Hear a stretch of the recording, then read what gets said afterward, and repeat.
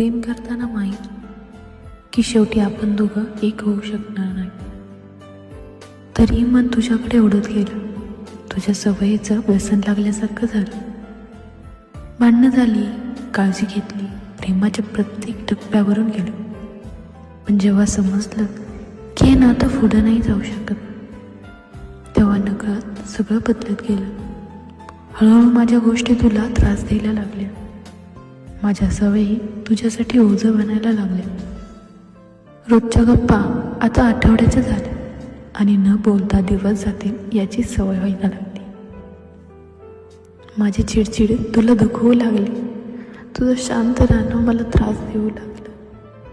आणि शेवटी आपण ठरवलं की बोलणंच कमी करू, हळूहळू दूर जाऊ, जेणेकरून नंतर त्रास होणार नाही. त्यापेक्षा आपण आत्ताच हे संपवू.